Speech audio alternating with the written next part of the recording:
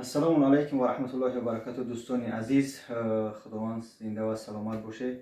به حد بسیار سوال میداده که برادرمون چخیر شد استرو کرده اکای بابا جان. کامنتاریات و زنگات خیلی زیاد بود، به همون خاطر ما مقصد تصمیم گرفتیم قطع خور علی جان الحمدلله اومدیم برادرمون ان شاء الله خیر اگر که این دستم قطع کرده باشن در یک طرف دیگه هم دست دیگرش ان شاء الله دل جگر برادرش مایم. به همون خاطر نکه علی جان اگر یگان سخن باشه خدای دست خان برادر را.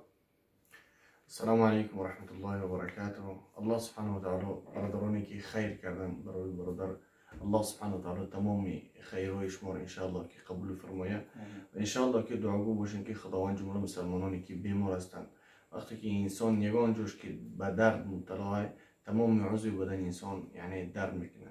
یعنی برادر به این مصیبت گرفتار دیگه که یعنی دست بین رفتگی ان شاء الله که دعاگو باشین که خداوند یعنی شفای کامل و عاجل عطا فرمایه و ان شاء الله که همه ما و شما در این غریبی در این مسافری الله سبحانه و تعالی صبر ممتع و قوت ممتع تو اینکه یعنی به یگان بیماری به یگان کسری یعنی مبتلا نشه. مقدر امانی الله باشه ان شاء الله که از بیماری یگان چه پرسیدنی باشه ان شاء الله که برادر چی گفتنی؟ رحمت کلام خیر خدمت کردم.